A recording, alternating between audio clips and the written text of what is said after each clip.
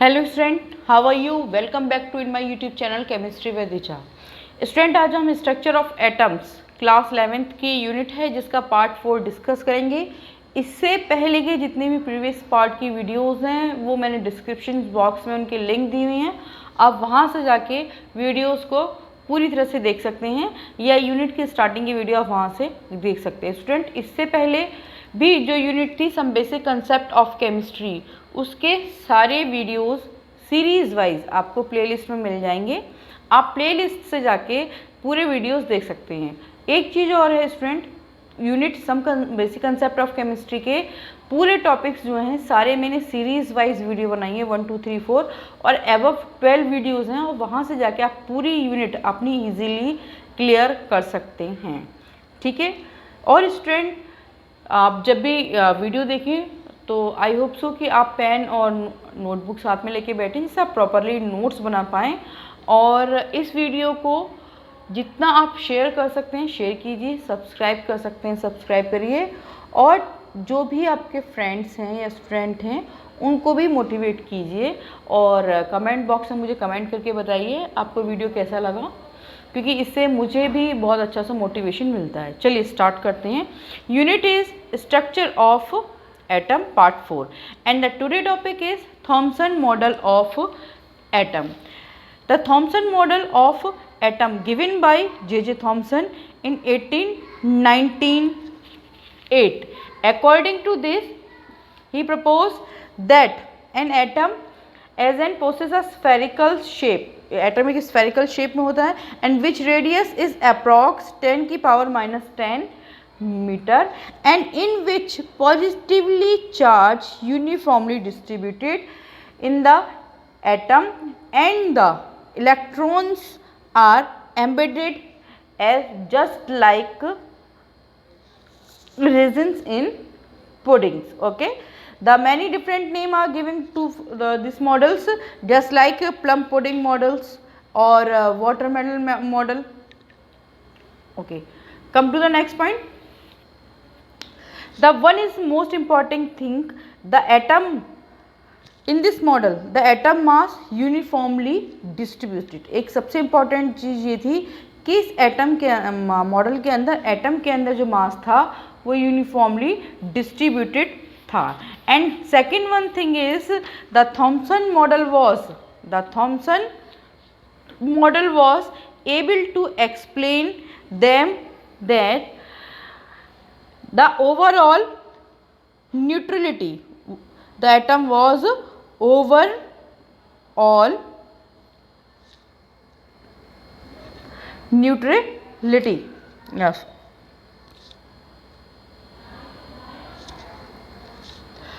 क्योंकि इन्होंने बहुत अच्छे से एक्सप्लेन कर दिया कि चारों ओर पॉजिटिव चार्ज है, बीच में नेगेटिव चार्ज एम्बेडेड है, जैसे ये नेगेटिव चार्ज हो गया, चारों पॉजिटिव चार्ज है, इसलिए न्यूट्रल आपका नेगेटिव वो कैसा हो गया, एटम नेगेटिवली या नेगेटिव चार्ज को पॉजिटिव चार्ज कैसे कर रहा है, रिप्लेस कर रहा है, जिससे एटम कैसा हो गया, न्यूट्रल हो गया। The Thomson was awarded for Nobel prize physics in 1906 and the theory experimental investigations by conduction of electricity of the gas. Okay, now come to the next point. काफ़ी छोटा सा है, सिर्फ थोड़ा सा आपके समझने के लिए। now topic is next X rays.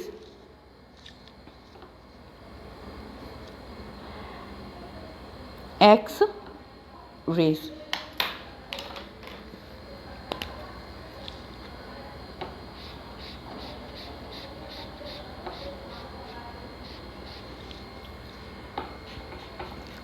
So student, let's discuss what are the X-rays. In the later half of 19th century, different kind of rays discovered beside mentioned earlier. William Röntgen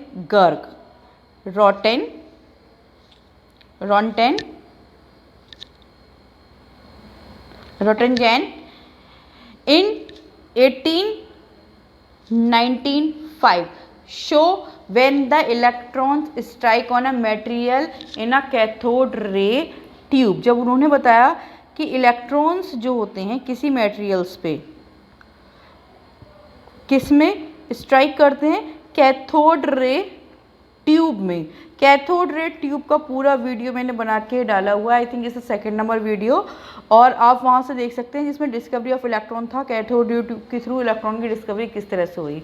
ठीक है, तो runtime Jain ने क्या किया कि electrons को देखा, different type की रेज जो थी डिस्कवर्ड हुई कि जब कैथोड रे ट्यूब पर डिफरेंट टाइप के इलेक्ट्रॉन्स को क्या किया गया, स्ट्राइक किया जाता है, and he show the when electron strike a material in cathode ray tube produce rays which can cause fluorescence in the fluorescence material outside of cathode ray tubes। जब इन्होंने दिखाया कि कैथोड रे ट्यूब में यहाँ पे एक fluorescence materials जैसे zinc sulphide का होता है उसके लेयरिंग करते हैं, तो जब इलेक्ट्रॉन स्ट्राइक करते हैं तो यहाँ पे स्पॉट या एक स्ट्राइक करने पे स्पॉट क्रिएट करते हैं, लेकिन कुछ ऐसी रेज थी जो इस फ्लोरोसेंट मटेरियल्स को पास आउट करके बाहर निकल गई। So which since Röntgen did not know the nature of radiations, तो उन्होंने इस रेस का कोई उनको नेचर नहीं पता था, तो उसलिए उस समय रोटनगन ने इन एक्सरेज को क्या नाम, रेस को क्या नाम दिया, एक्सरेज नाम दिया। आज कैमरा थोड़ा सा दिक्कत कर रहा है, यस ओके, तो उन्होंने क्या दिया, उसको एक्सरेज नाम दिया। It was noticed that X-rays are produced effectively when electrons strikes. X-rays are produced when electrons are strike, कहाँ पे strike कर रहे थे, on the dense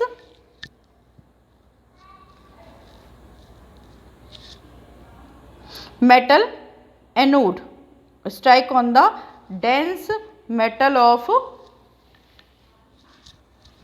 anode, and they do not deflected by the electric and magnetic field and have a very high penetration power through the matter, and reason these are the research used to study interior of the objects. तो उन्होंने क्या किया, observe किया कि जो X-rays थी इनकी बहुत ही ज़्यादा हाई क्या थी, पेनिट्रेशन पावर थी,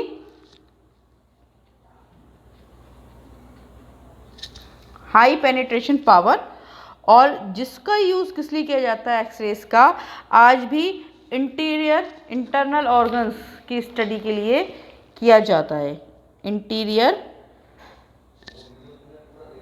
ऑफ द ऑब्जेक्ट, जिसका use interior of the objects के लिए यूज़ किया जाता। अब इनकी इतनी हाई स्ट्राइकिंग रेट किस वजह से थी, क्योंकि इनकी वेव लेंथ क्या थी, they have the very short wave length.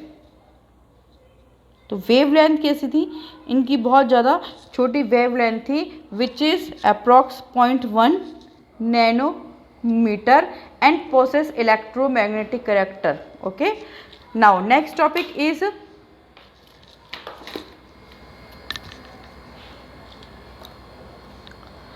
Radio active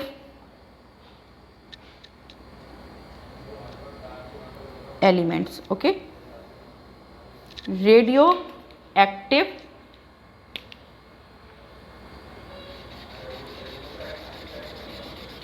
elements. So student, let's discuss what are the radioactive element. Henry Becquerel, the scientist name is, let's see,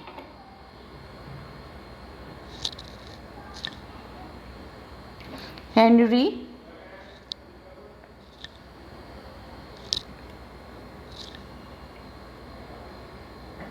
Becquerel. Okay, observe the certain, क्या observe किया Henry Becquerel ने, the certain elements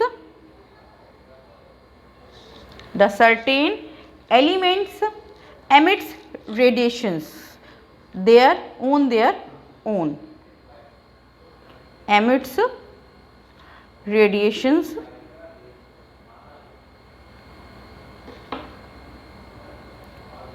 on their own।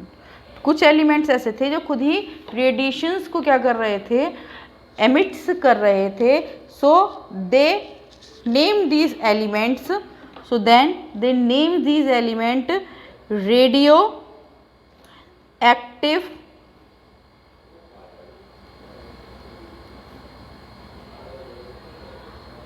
elements, and this phenomena is known as radioactivity.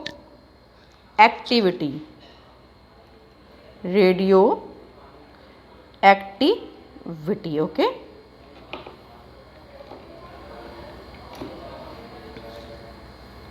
Okay, this field was developed by, इस field में बहुत अच्छा सा काम किया आपकी मैडम क्यूरी ने, जिनका पूरा नाम था Marie Curie and Pierre Curie. It was observed a three kind of radioactivities rays. The three kind of rays: alpha, beta and gamma. इन्होंने तीन तरह की रेज ऑब्जर्व करी, alpha, beta and gamma. And the Rutherford found the alpha rate. Rutherford ने found किया कि जो आपकी Rutherford found that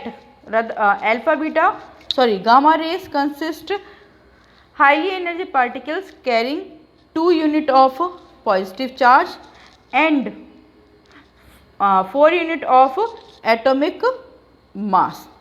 And where is the alpha particle of helium nuclei were particle emitted by the 2 electron helium gas. And beta rays क्या था, जो beta rays थे आपके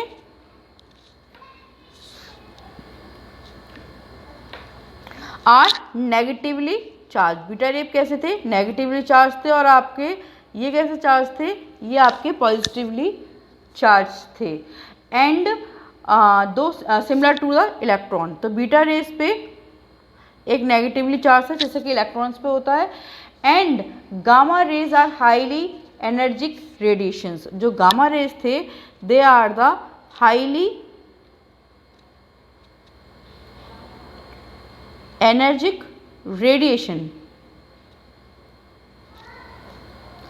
highly energetic radiations like X rays. Yes, look at here.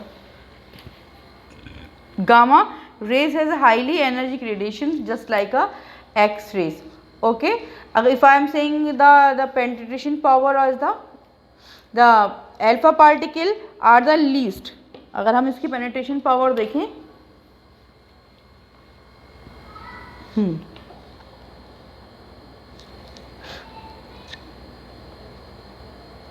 if I am look the penetrations, so alpha is least and beta rays is 100 times more. कितना, 100 times more than the alpha rays. And the gamma rays are the 1000 type of 1000 times of the alpha particles. These are the penetration power. तो सबसे कम penetration power least जो थी alpha की, उससे ज़्यादा beta की, और उससे ज़्यादा गामा की. स्टूडेंट आज के लिए इतना ही. वीडियो पसंद आए तो लाइक कीजिए, सब्सक्राइब कीजिए. Thank you.